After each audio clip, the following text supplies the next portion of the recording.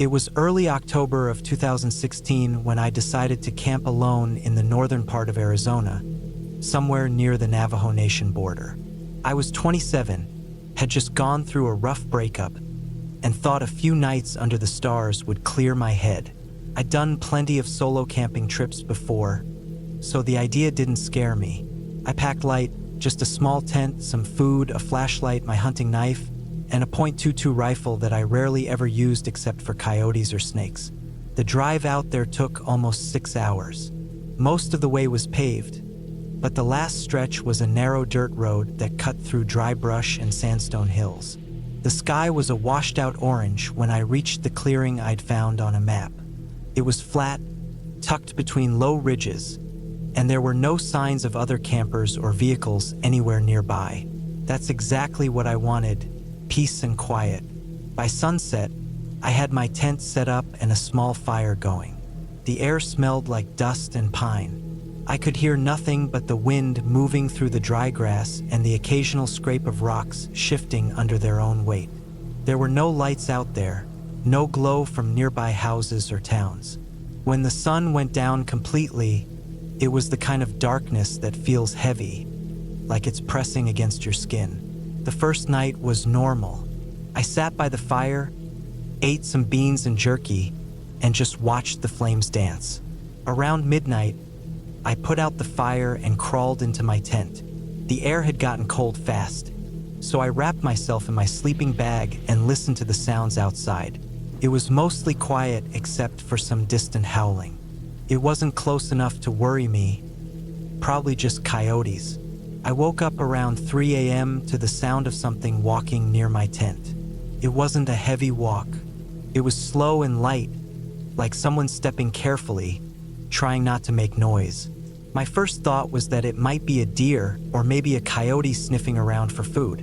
I didn't move at first. I just lay there, eyes open, listening. The footsteps stopped right next to the tent. I could hear breathing, low, rough breathing, not like an animal panting, but like a person trying to stay quiet. I froze. The hairs on my arms stood up, and my heartbeat got so loud I thought it might give me away. After a few seconds, the sound started moving again, circling the tent.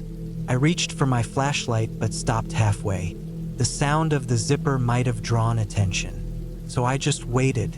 Eventually, the sound drifted away into the dark. I stayed awake until morning, too nervous to fall back asleep. When the sun finally rose, I unzipped the tent and looked around. The ground was covered in dust and sand, easy to see tracks in, but what I saw didn't make sense. There were footprints all around the tent, bare human footprints. They weren't big, maybe the size of a man's, but the strange thing was how uneven they were. Some prints looked normal. Others were off, like the foot was twisted or the heel was dragging sideways. I tried to convince myself it could have been some drunk hiker or local messing around, but that didn't make sense out there. There was no sign of a car, no other campsite, no trail leading in or out. I spent most of that morning debating whether to pack up and leave, but I told myself I was just being paranoid. Maybe it had been a coyote and the light made the tracks look strange. By afternoon, I'd convinced myself it was nothing. I hiked for a few hours, took some photos, then came back, made a small fire again, and tried to enjoy the quiet. That night, the wind picked up. It wasn't strong enough to blow down my tent, but it made the trees creak and whisper. Around 10, I started to feel uneasy again. The firelight only reached a few feet beyond the circle of rocks I'd built, and everything beyond that faded into thick black. I kept catching myself staring into that dark, half expecting to see something move. I tried to go to sleep early, but I couldn't. Every sound outside made me flinch. Around midnight, I heard it again, the footsteps. This time they were slower, more deliberate. I didn't hesitate. I grabbed my flashlight and turned it on, shining the beam through the thin tent fabric. I saw a shadow on the other side. It wasn't standing upright like a person. It was low, almost crouched, but the shape was wrong. The limbs were long and bent, the neck stretched too far forward. The instant I moved, the shadow snapped upright. I heard fast movement, running, but not on two legs. It sounded like it had dropped to all fours. The sound tore off into the brush and faded fast, way faster than any person could run. I stayed awake the rest of the night, gripping the rifle across my chest. I didn't move an inch until the sky started to lighten again. When I stepped out, there were prints again, hundreds of them, overlapping, circling the camp. Some were deep and wide like an animal's, others were human. The weirdest part was that some of them looked like they switched halfway through, like a person's footprints slowly turning into something else. That morning, I started packing. I didn't even eat. I just wanted to get out of there. But when I turned the key in my truck, nothing happened. The battery was dead. I tried it over and over, and it didn't even click. It had worked fine the day before. The nearest town was miles away, too far to walk before dark. I didn't have a signal on my phone either. I spent most of the day sitting by the truck, trying not to think about what I'd seen. By late afternoon, I decided to move my camp closer to the ridgeline where there were some boulders. I figured it'd give me better cover. The sun went down, and I built another small fire, smaller this time so it wouldn't draw too much attention. The silence out there felt different now. It wasn't peaceful anymore. Felt like everything was waiting. When the night got cold, I sat with my back to the rocks, watching the edge of the firelight. I kept the rifle loaded beside me. Around 1 a.m, I heard it again. But this time it wasn't walking. It was calling. It sounded like a person trying to speak but struggling, their voice breaking and stretched out in the wrong places.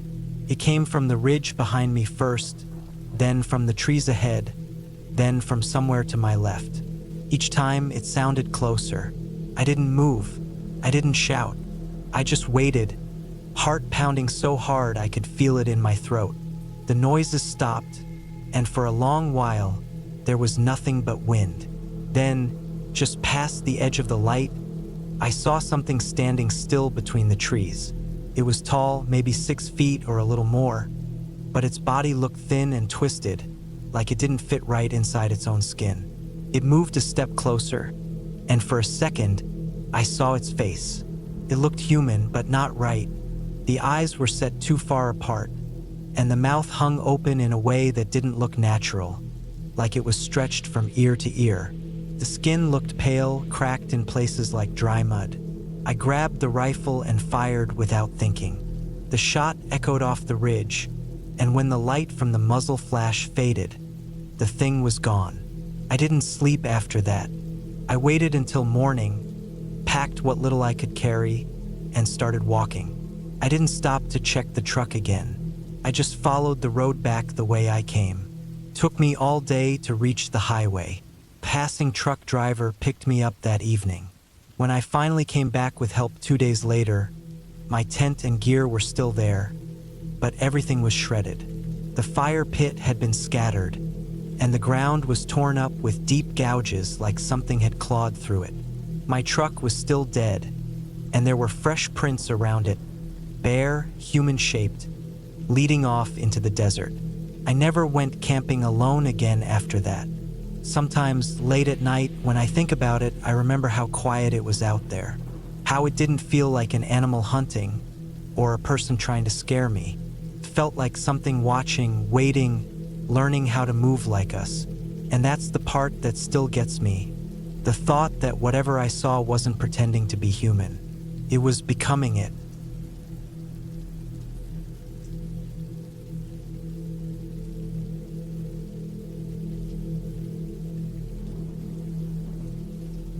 I went camping alone in the summer of 2014. I was 26 at the time and had been driving across different states, trying to clear my head after quitting my job in Ohio.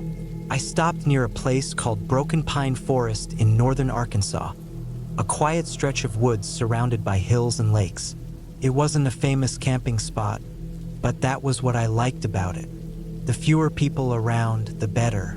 I'd been on the road for days, and I just wanted a few nights under the trees where I could breathe and think. The dirt road that led to the camping area was rough and narrow. My old Ford rattled so much I thought the doors might fall off. I drove until I reached a flat clearing beside a slow-moving creek. The air was humid and heavy with the smell of pine and mud. I remember the buzzing of insects being so constant that it almost blended into silence after a while. I parked the truck near the trees, set up my small green tent, and gathered a few dry branches for a fire. It was early evening by the time I settled in. The light was golden, spilling through the trees, and the sound of the creek was the only thing breaking the stillness. I made a simple dinner, beans and bread, and sat near the fire, watching the smoke twist up between the branches. It was calm, almost too calm. There was no wind, no rustling. I remember feeling like the woods were holding their breath.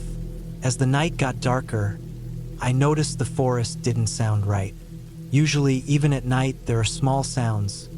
Frogs, crickets, something. But that night, everything just stopped. It felt like the air went still, like the forest itself was waiting for something.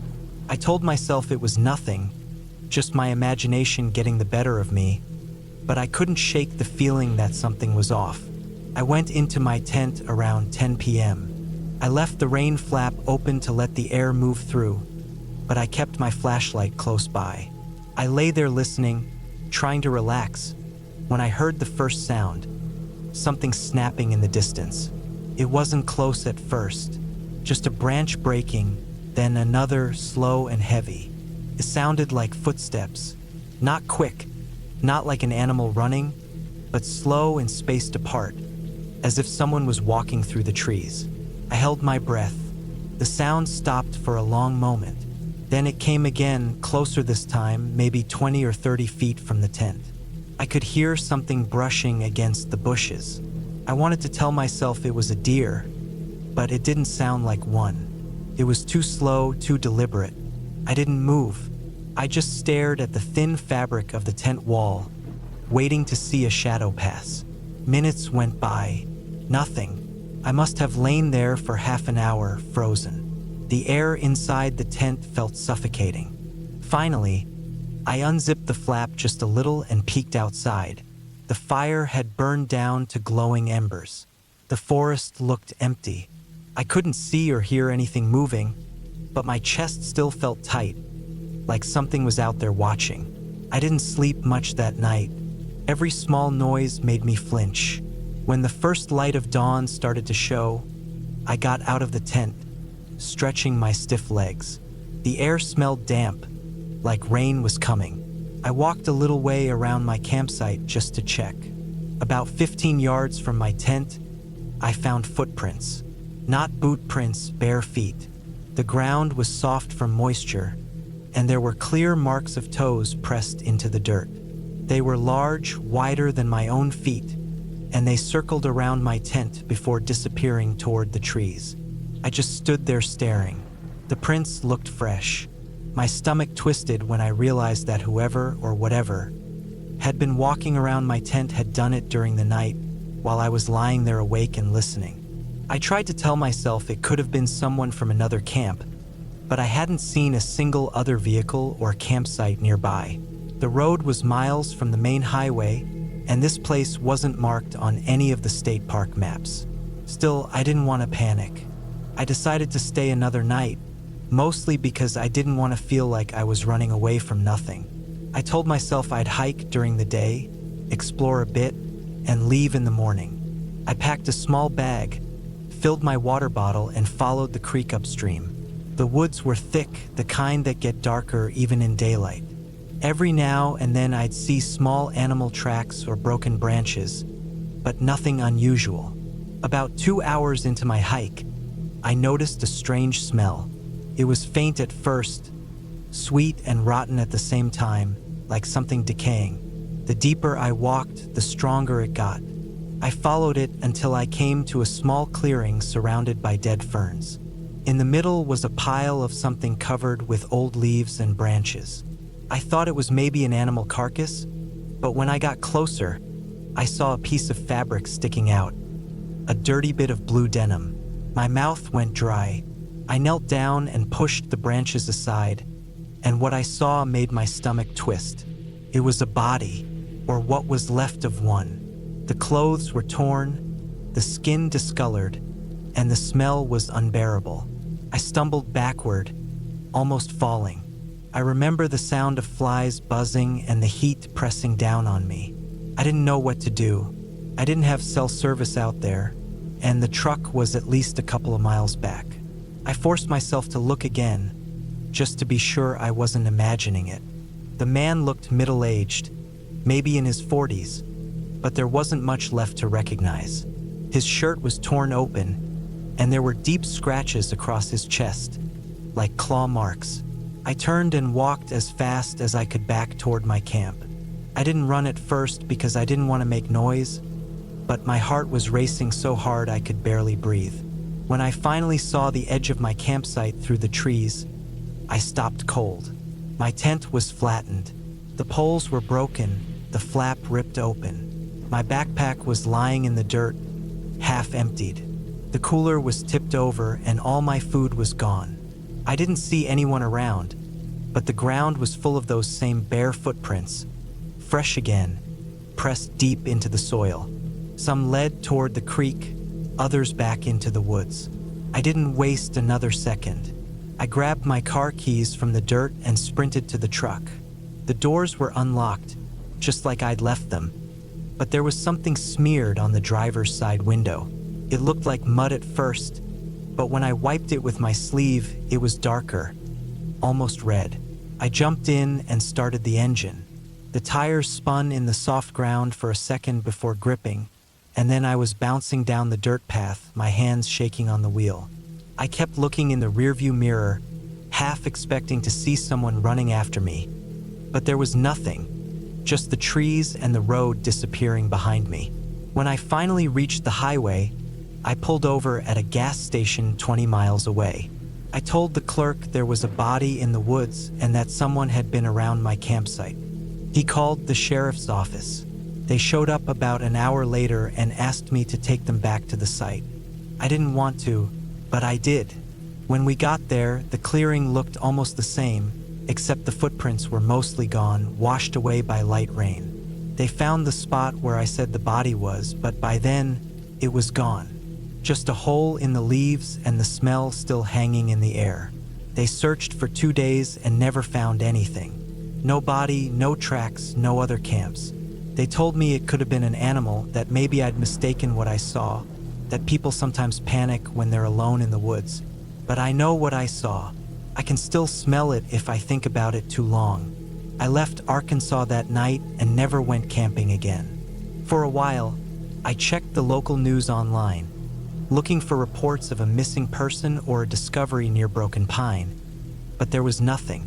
It's been over 10 years now, but I still wake up some nights thinking about those footprints circling my tent and the feeling of being watched in that heavy, breathless silence. I try to tell myself that whatever was out there left me alone because it wanted to, and sometimes when I drive through a stretch of forest or see a tent glowing faintly in the dark, I wonder if someone else has seen those prints too, and if they made it out before whoever made them came back.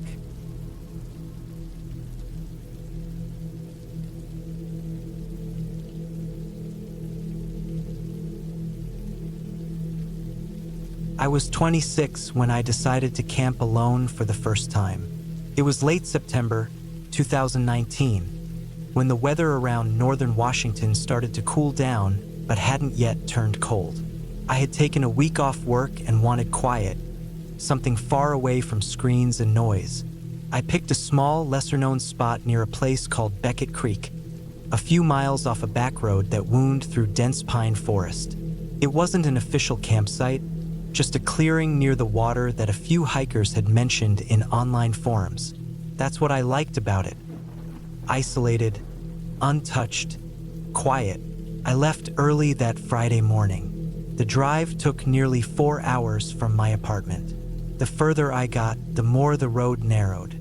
Pavement turned to gravel, and by the time I hit the last 10 miles, my old Ford rattled over uneven dirt. I passed no other cars, no signs of people, not even a house. When I finally parked on the shoulder of the trailhead, the world around me was still. Only wind brushing through the trees and the faint rush of the creek somewhere beyond the woods.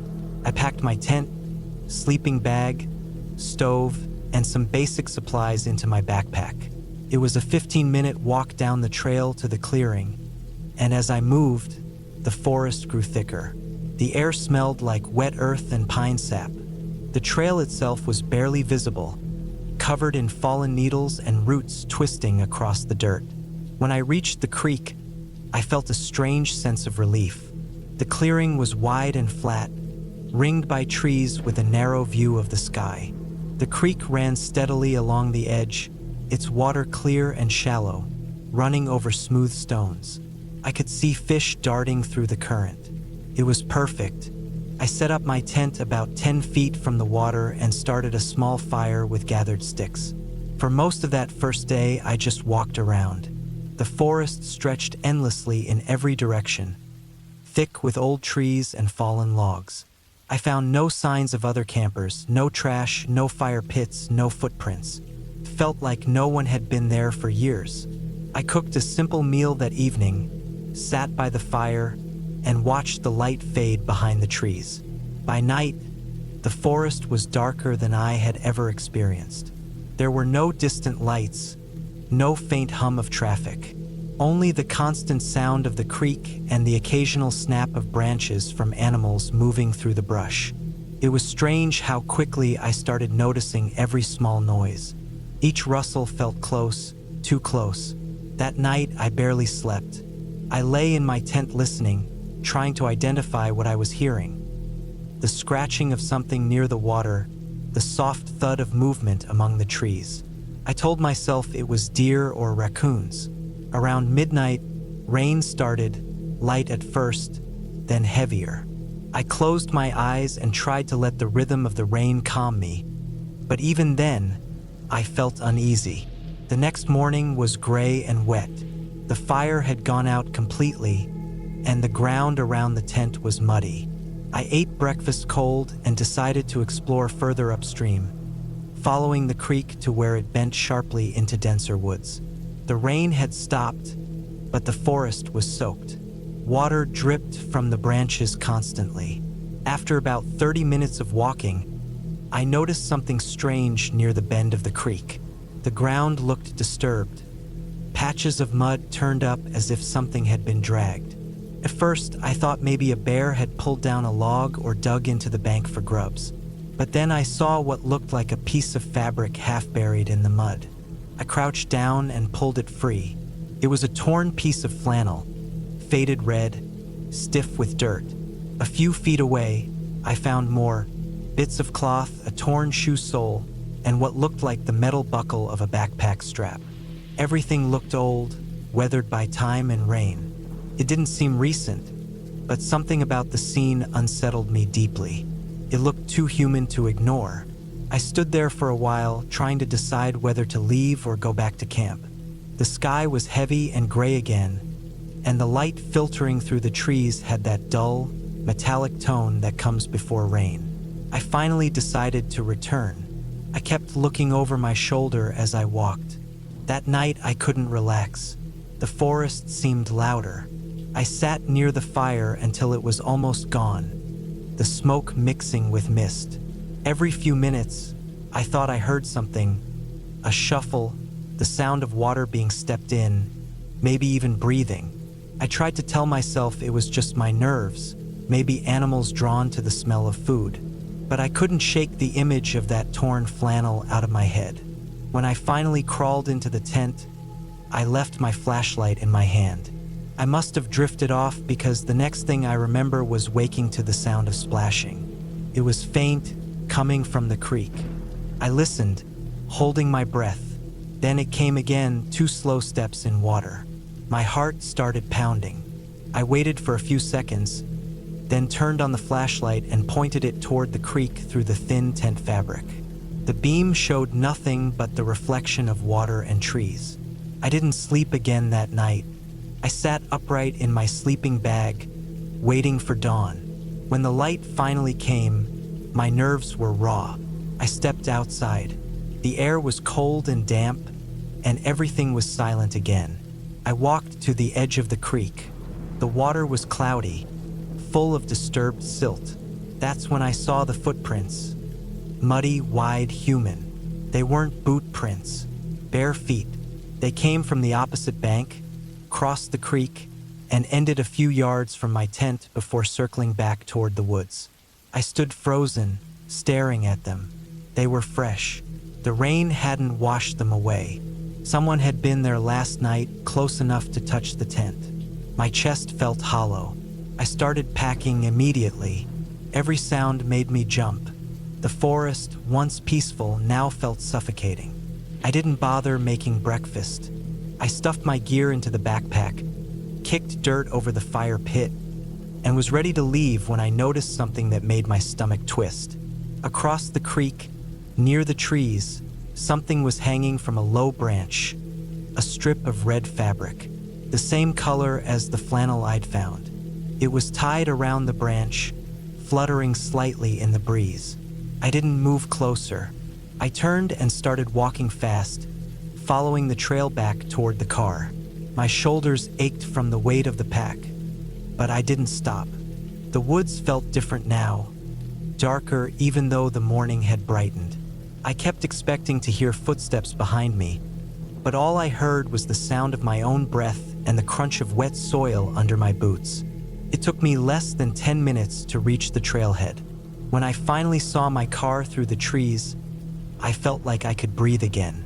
I tossed the backpack into the back seat and slammed the door. Before starting the engine, I looked back toward the trail once more. Nothing moved. The forest was completely still. I drove nonstop until I reached the main highway.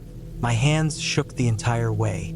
I didn't stop until I hit a small diner in town where I sat for an hour, trying to make sense of it all. I kept telling myself it could have been a hiker, a local, maybe someone living off-grid. But the footprints, the fabric, the way they circled my tent, it didn't feel random. Whoever it was, they'd been watching. A week later, I went online and searched for anything about Beckett Creek. There wasn't much, just old hiking posts and a few fishing reports. But buried in a forum, I found a short comment from someone who'd camped there years ago. They mentioned seeing clothes scattered along the creek, too, and hearing footsteps at night. They said they'd never gone back. Neither did I. Sometimes, when it rains, I still think about that night. The quiet steps in the water, the bare footprints by my tent, and that piece of red flannel tied like a marker across the creek. I can't explain who was out there or why, but I know one thing for sure. I wasn't alone in those woods, and whoever was there knew I had seen where they'd been.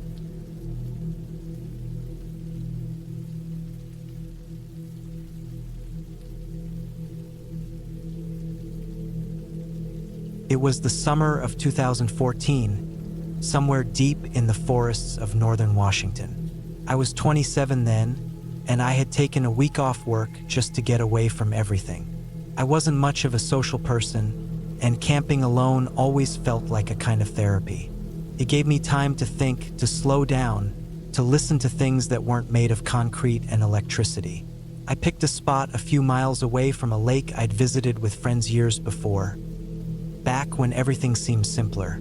That day had started clear, a bit humid, but calm.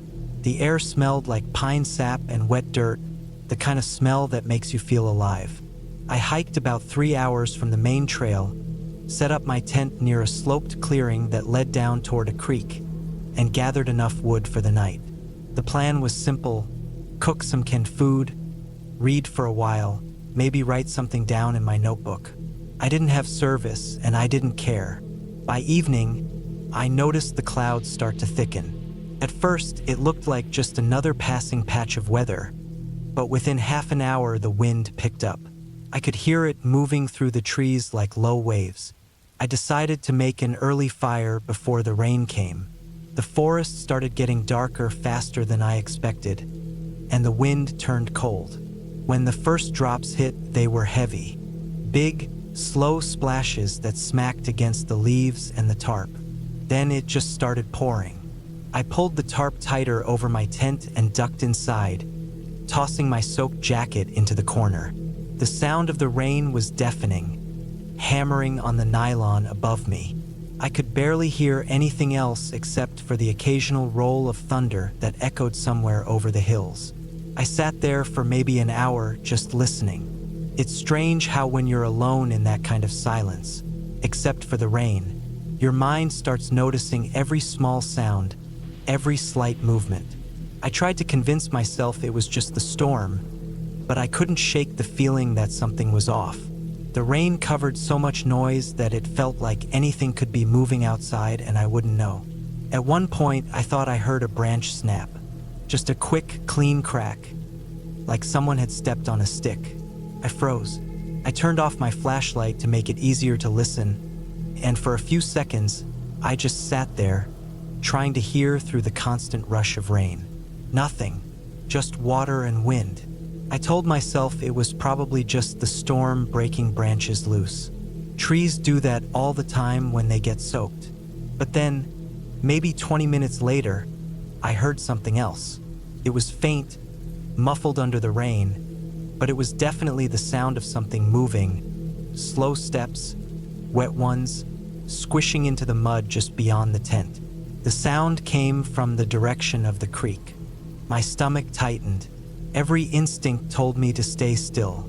I held my breath, listening. The steps got closer, slow and uneven. It didn't sound like an animal. It sounded too heavy. My tent wasn't far from the tree line, maybe 10 yards or so, and I imagined someone or something standing there just beyond the rain, watching. I reached for my flashlight, but I didn't turn it on. I didn't want to give away my exact spot. The sound stopped. Nothing but rain again. I waited a few more minutes, every muscle tense. Still nothing. Eventually, I convinced myself I was imagining things. Maybe the rain made the ground shift or something slid downhill. It was around midnight when I started to drift off again. My fire had long gone out, and the tent walls glowed faintly each time lightning flashed through the forest. I must have slept for maybe half an hour before I woke up again, this time to a new sound, something brushing against the outside of my tent. A soft, dragging sound, like a hand or a stick sliding over the fabric. I sat up immediately, heart pounding. It came from the side facing the trees. I waited, barely breathing, listening for it again. Came back a few seconds later, slower this time, scraping along the edge of the tent toward the back. I could feel the weight of it pressing slightly into the nylon. I couldn't see anything through the fabric. It was too dark outside. I kept still, trying not to make a sound. The scraping stopped. Then I heard another sound, a wet thud, a few feet away, followed by slow, deliberate movement through the mud. I finally flicked the flashlight on and pointed it toward the side of the tent. Nothing, just the shadows of rain sliding down the fabric. At that point, I decided to wait it out. I kept the flashlight in my hand and my pocket knife beside me, even though I knew how useless it would be if it really came to something. I didn't sleep after that. I just sat there, staring at the zipper, listening. The rain finally eased off sometime around 4 a.m. It was quieter then, but not peaceful. The forest felt heavier, like the whole place was holding its breath. I stayed inside the tent until the faint light of dawn started showing through the trees. When I finally stepped outside, the air was cold and thick with fog. The ground was a mess of mud and wet leaves. My boots sank an inch deep every time I took a step. I walked around the tent, scanning the ground. That's when I saw them, footprints. Bare ones. They were human but wide, the toes pressed deep into the mud. I followed them around the side of the tent where I'd heard the scraping. The prints led toward the trees and stopped near a fallen log about 20 feet away. I stood there, staring at the last print, the one right before the log. There were no prints on the other side. It was like whoever had been there just disappeared. I walked a few steps closer, trying to find more, but the ground beyond was untouched, smooth from the rain. I don't know how long I stood there, just staring at that spot. The forest was completely quiet except for the dripping of rain from the branches. Eventually, I packed everything up. My hands were shaking the whole time. I didn't even bother drying the tent properly. I just shoved it into the bag. I left the campsite as soon as I could, hiking fast back toward the trail. The strangest thing was that the feeling didn't fade when I left. Even as the forest started to thin out and the trail widened, I couldn't shake the thought that someone had been watching me the entire time. Every few minutes, I'd turn around, half expecting to see something between the trees, but there was nothing. When I finally reached my truck, it was almost noon. The sun had started to break through the clouds, and for a moment, I tried to tell myself it had all been in my head. Just the storm, the dark, the isolation. It made sense. But as I opened the door and threw my pack in the back seat, I noticed something on the side mirror. Smudged fingerprints, clear as day. They weren't mine. They were large, long, and streaked with mud. There were only 3 of them, as if someone with wet, dirty hands had dragged their fingers lightly across the mirror. The rain had stopped hours ago. I stood there, staring at those prints, my throat dry. Then I got in, started the engine, and drove until I was back in town. I never went camping alone again after that. I still think about that night sometimes, how the rain made everything sound alive, how I couldn't see who or what was outside that tent, and how those footprints stopped right before the log. People always say the forest feels different at night, but it's not just the darkness. It's the way the world hides things when it rains, how sound becomes uncertain, how easy it is for something or someone to move without being noticed. That night taught me something I never forgot. The scariest thing in the woods isn't what you imagine. It's what's actually there, quiet, patient, and waiting for the noise to cover its steps.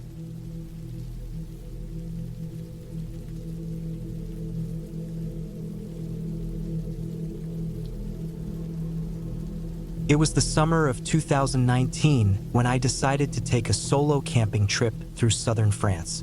I had been backpacking across Europe for a few weeks, sleeping in hostels and small inns, and I wanted to spend a few quiet nights away from people.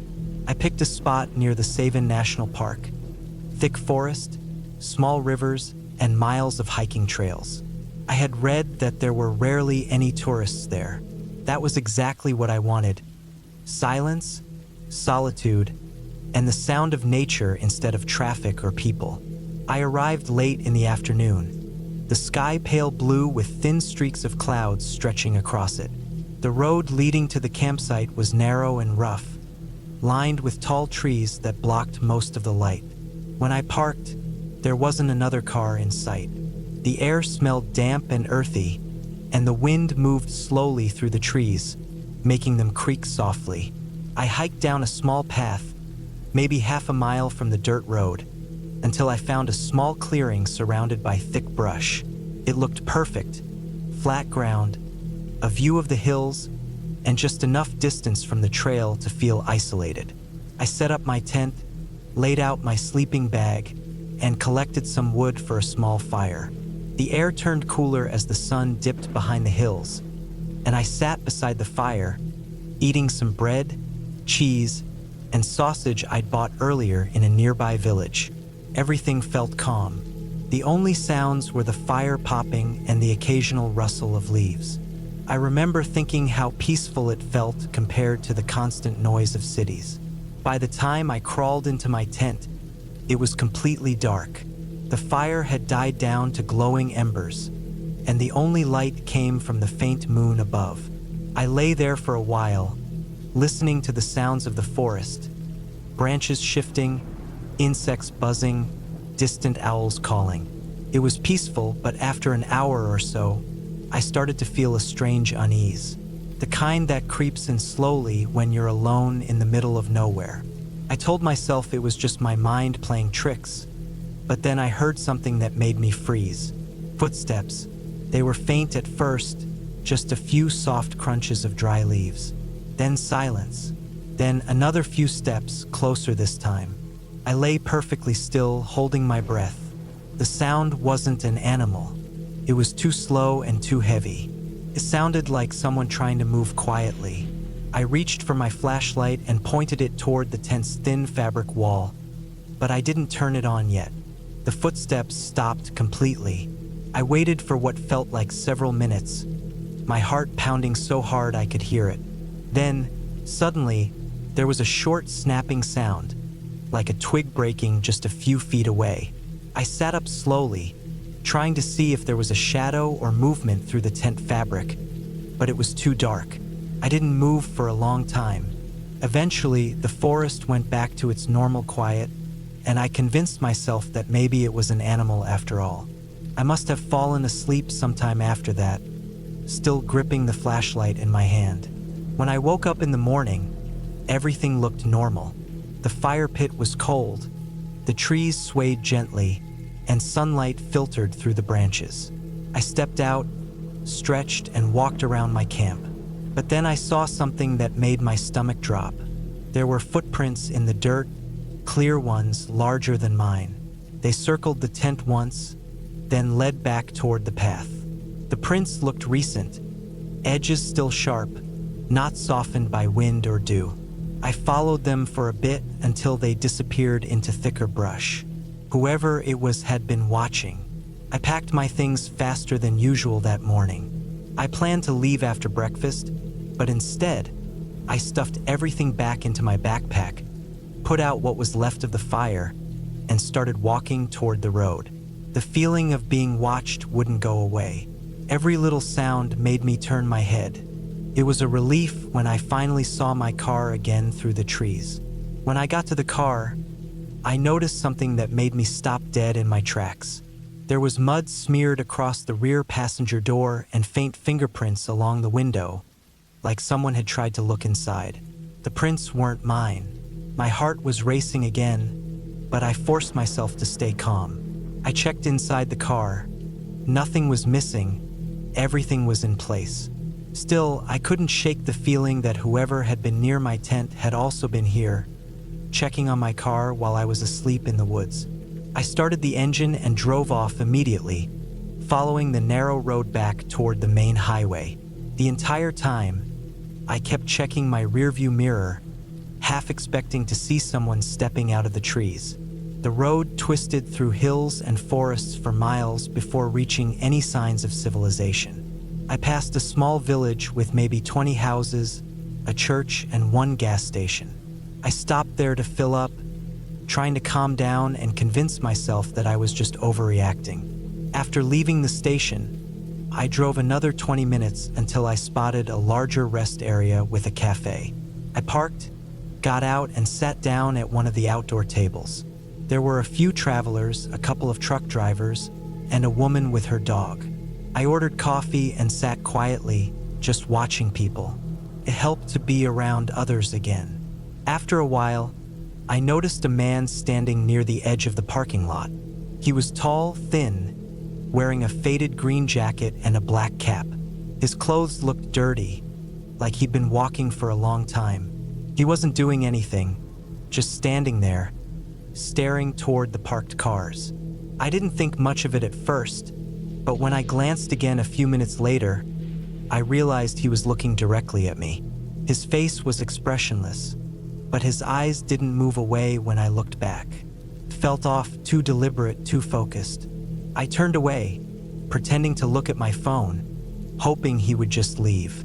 After a few minutes, I looked again. He was gone. The spot where he'd been standing was empty. I scanned the parking lot but didn't see him anywhere. My stomach felt tight again. I quickly finished my coffee and went back to my car. Before getting in, I looked around one last time. He wasn't there. The drive after that felt longer than it should have. Every car behind me made me nervous. Every person walking along the road made me wonder if it was him. I finally reached a small motel near Montpellier and decided to stop for the night. It was an old building with faded paint, the kind of place where you just pay cash and they hand you a key without asking many questions. I parked under a flickering light and went inside. That night, I couldn't sleep. Every sound outside made me tense. Sometime around midnight, I heard faint footsteps outside the motel room. Slow, deliberate ones. I turned off the light and sat still, listening. The footsteps came closer, then stopped near my door. I didn't move. I could hear breathing, faint but steady. Then a soft scraping sound, metal against metal, like someone touching the door handle. I stayed frozen, not even daring to breathe. After a few seconds, the handle moved slightly, then stopped. Another few seconds passed, and the footsteps slowly moved away. I stayed awake until sunrise, sitting on the edge of the bed, gripping the small knife I'd kept from my camping gear. When I finally stepped outside in the morning, there was no one around. The parking lot was empty except for my car and an old van parked at the far end. I checked the door handle. It had a faint smudge on it, like someone had touched it with dirty fingers. I didn't wait around to find out more. I got in my car and drove straight to Marseille, where I stayed the rest of my trip in crowded hostels and city hotels. I never saw that man again, but sometimes, when I think back to that night in the woods, I can still see those footprints circling my tent and the muddy fingerprints on my car. Whoever he was, he had followed me quietly and patiently. And if I hadn't left the forest that morning, I don't know if I'd be here to tell this story now.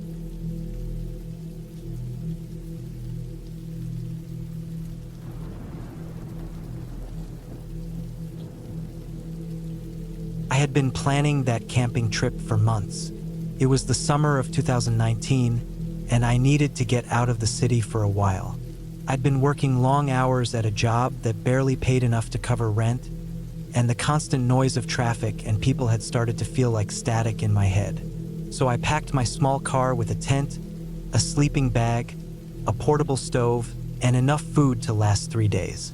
My plan was simple: drive up to the northern part of Maine, find a quiet riverside spot, and just disappear for a bit. The drive took almost 6 hours. The further I went, the fewer signs of life there were. No gas stations, no lights, just thick trees crowding both sides of the narrow road. By the time I reached the spot I'd marked on my map, it was already late afternoon. I parked near a clearing that opened to a slow-moving river. The water looked dark, like oil, reflecting the gray clouds overhead.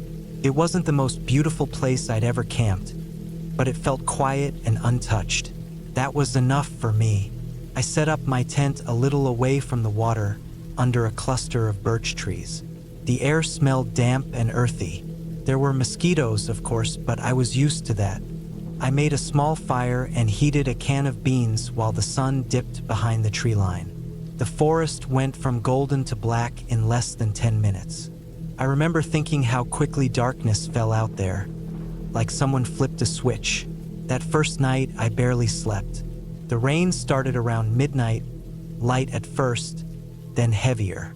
The drops hit my tent like small stones, and the wind kept pushing at the sides. Every noise outside, the creaking of branches, the sound of something moving through wet leaves, felt closer than it probably was. I kept telling myself it was just deer or raccoons or the wind, but I still lay there for hours listening. The next morning, the world felt washed out. The rain had stopped, but the sky stayed a dull, heavy gray. I made coffee on my small gas burner and ate some bread and peanut butter while watching the river move lazily past. The ground was soft and soaked, and the air had that smell of wet wood and soil that never quite leaves your clothes. By noon, I decided to explore a bit. I followed the river upstream, walking slowly through the mud. The air was still and heavy, almost too quiet. No birds, no insects. I noticed it but didn't think much of it. I was about a half mile from my tent when I saw something down by the riverbank. At first I thought it was just driftwood, something pale and long tangled in branches, but as I got closer, I realized it wasn't that at all. It was a foot, a bare, pale foot sticking out of the mud. For a few seconds, my brain refused to understand what I was seeing.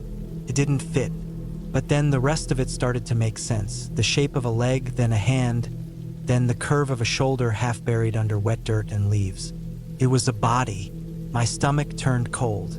I just stood there, staring at it, not sure what to do.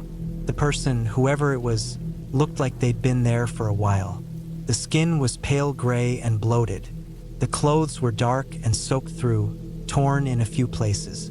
There was no movement, no sound except the slow trickle of water. I don't know how long I stood there. My first instinct was to back away, but my legs felt like they were locked in place. The smell hit me next, sickly sweet, mixed with mud and decay. I covered my nose with my sleeve and took a few steps back. My heart was hammering so hard I could hear it in my ears. I finally forced myself to move, turning around and walking fast back toward my camp. My hands were shaking so badly that I dropped my flashlight twice, even though it was the middle of the day. All I could think about was that body, the color of the skin, the way one of the hands was twisted unnaturally, like it had been reaching for something before it sank into the mud. Back at the campsite, I sat on the ground for a while, trying to figure out what to do. I didn't have phone service out there. The nearest town was maybe an hour and a half away, if I could even find my way back. I thought about packing up and leaving immediately, but a part of me felt frozen, like if I left too quickly, I might run into whoever or whatever was responsible for that body. The rest of the day passed in a blur. I tried to eat but couldn't. I checked my watch constantly even though time seemed to move slower. Every sound in the forest made me jump. I didn't make a fire that night. I didn't want any light to give away my location. I just sat inside my tent, flashlight off, listening to the rain start again. Sometime after midnight, I heard footsteps outside. They were slow, crunching through wet leaves. Not the quick, random steps of an animal, steady, heavy, human. They stopped near my tent. I held my breath. I could hear water dripping from branches and the sound of fabric moving, like someone brushing past the edge of my tent. My chest felt tight, like my lungs forgot how to work. The footsteps moved again, circling slowly. Then silence. I didn't move for hours. I stayed in that same position until I saw faint light through the fabric of the tent. My clothes were damp from sweat and rain. I waited another hour before unzipping the flap. The ground outside was covered in fresh mud, and there were footprints. Not mine. They were heavier, deeper, and led down toward the river. My stomach twisted when I saw that they went straight past where I had been camping, toward the spot where the body was. I didn't waste a second after that. I stuffed everything into my backpack, tent half collapsed, sleeping bag wet, and threw it in the car. I didn't even bother checking if I left anything behind. I just started driving. My tires slipped in the mud, spraying dirt behind me as I forced the car back onto the narrow road. It took almost 2 hours before I finally saw a small wooden sign pointing toward a ranger station. I pulled in and told them what I'd found. My voice sounded distant, like I was hearing someone else talk. They called the local sheriff's department, and I waited there while they went to investigate. Later that day, 2 officers came back and told me they had found the body. They asked questions, how I found it, what time, if I'd seen anyone else around. I told them everything except about the footsteps. I don't know why. Maybe because I wasn't sure if anyone would believe me, or maybe because I didn't want to think about it anymore. They said the body looked like it had been there for at least a week. They didn't tell me much else, but one of the rangers mentioned there had been a missing hiker reported about 10 days earlier. A man traveling alone. His car had been found parked not too far from where I'd camped. I drove home that evening, exhausted, still shaking. I remember stopping at a gas station hours later and realizing my hands were covered in small cuts and dirt, probably from when I stumbled through the woods. I washed them in the sink until they were raw. That night, I couldn't sleep. Every time I closed my eyes, I saw that pale shape half buried in the mud. I could almost smell the rot again. For weeks after, I kept thinking about those footprints, the ones that circled my tent. The police never mentioned them. I didn't either. I haven't gone camping since. The thought of sleeping alone in the woods, with only a thin layer of fabric between me and whatever else might be out there, makes my skin crawl. I still don't know who that man was, or how he ended up there by the river. But I know one thing for sure. Someone was still out there that night, walking through the rain, checking on the body I wasn't supposed to find. And maybe, when they realized someone had, they decided to make sure I left before I could find anything else.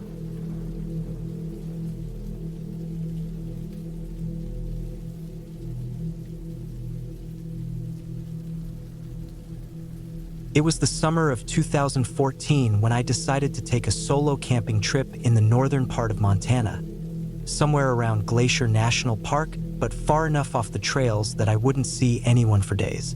I'd been doing solo camping for a few years at that point, mostly in the Midwest, but this was my first real trip into mountain country. I was 27, and I remember thinking it would be some kind of peaceful, self-reflective experience. Just me, the quiet, and the woods. I drove until I ran out of paved road, then kept going down a long dirt path that narrowed until my truck barely fit through the trees. Eventually, I parked near a clearing with a small stream running beside it. The spot seemed perfect. Flat ground, water nearby, enough space for a small fire, and thick woods around to block the wind. I set up my tent, gathered firewood, and cooked a simple meal as the sun started to dip behind the mountains. Everything felt calm, almost too calm. As darkness settled, I noticed how still the air was. Normally, in the woods, you hear constant noise. Crickets, birds, wind brushing through leaves. But here it was dead quiet. The only sound was the water moving through the stream and the occasional crackle of my fire. I figured it was just the altitude or the fact that I was so deep in. The silence was eerie, but I tried not to let it get to me. That first night, I stayed up late, just staring at the flames. The light flickered against the trees, and every now and then, I thought I saw movement just beyond the glow, like something slipping between the trunks. Each time I looked directly at it, there was nothing there. I told myself it was just shadows or the way firelight plays tricks on your eyes. When I finally went into my tent, I left the fire smoldering low and fell asleep fast, the kind of heavy, dreamless sleep that comes after a long day outdoors. Sometime in the middle of the night, I woke up. It wasn't a dream, I just snapped awake. There was no sound, but I felt something wrong in the air, like the pressure had changed. My tent was lit faintly from the dying fire outside, and I could see the outline of trees through the fabric. Then I noticed something moving, slow, steady steps outside my tent. They were soft but deliberate, like someone trying not to make noise. My first thought was that it was a bear, but it didn't sound right. Bears move heavy, their steps uneven. This was slower, smoother. I froze, holding my breath. The steps circled the tent once, then stopped behind me. I waited, not moving a muscle. I didn't hear breathing, just the sound of the stream and my own heartbeat pounding in my ears. After what felt like minutes, the sound started again, fading away into the woods. I stayed awake the rest of the night, gripping the small hatchet I kept by my sleeping bag. Nothing else happened. When morning came, I stepped outside and looked around. The ground was covered with pine needles, so I couldn't see clear footprints, but near the edge of camp, there was a spot where the needles looked disturbed, like someone had knelt there. I brushed it off as an animal, though I couldn't shake the feeling that someone had been standing there, watching. The next day went by normally. I spent the morning hiking and fishing in the stream. By afternoon, I'd started to relax again. I convinced myself it was just nerves or maybe a deer that wandered through in the night. But that evening, when I came back to camp, I noticed something that made my stomach tighten. My backpack, which I'd left zipped up and hanging on a low branch, was open. Nothing was taken, but a few things had been moved around. My flashlight was on the ground, and the food bag was unzipped. I checked for animal marks or teeth holes, but there were none. It looked like someone had opened it carefully, looked through it, and put it back. I felt a deep unease settle in. I thought about packing up and leaving, but it was getting dark fast, and the road was miles away. I told myself I'd leave first thing in the morning.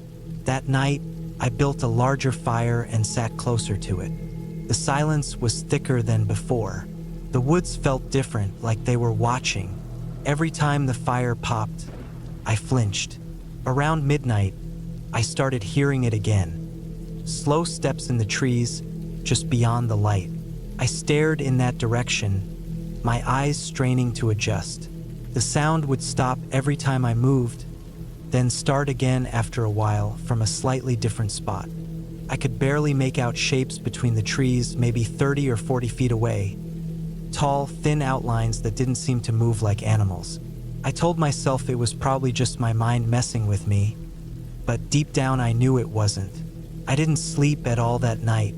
I just sat there until the sky started turning gray, my hatchet in hand, heart beating so hard it felt like it was shaking my chest. As soon as the sun rose, I packed up everything as fast as I could. The woods felt dead, not a bird or bug anywhere. Before I left, I noticed something that made me stop cold. About 50 feet from my tent, near the stream, there were footprints. Not boot prints, not shoes, bare feet. Adult-sized, with long toes pressed into the mud. They led from the trees to my camp and then back out again. I left right then. I didn't stop to eat or rest. I drove until I hit the main road, and even then, I kept checking my rearview mirror like something might be following me. When I finally got back into town, I stopped at a gas station and sat there for almost an hour, trying to calm down. For days afterward, I couldn't shake that feeling, that whatever it was out there knew I was alone, knew I couldn't see it and just waited. I never told anyone the full story. I just said I'd had a bad trip and didn't feel like going back to the mountains. But sometimes at night, when I'm walking home or sitting alone in the dark, I think about how quiet it was that night, how the woods seemed to hold their breath. I've gone camping since then, but never alone, never that deep in again. I still keep that same hatchet by my bedside, just in case, because I know what I heard. I know what I saw moving between those trees. It wasn't a bear, and it wasn't the wind. It was something human, or close enough to it that it made my skin crawl. And the worst part is knowing that whoever or whatever it was didn't want to hurt me that night. It just wanted to watch. And maybe that's what unsettles me the most, that it didn't need to do anything else. It already knew what fear felt like, and it made sure I'd never forget it.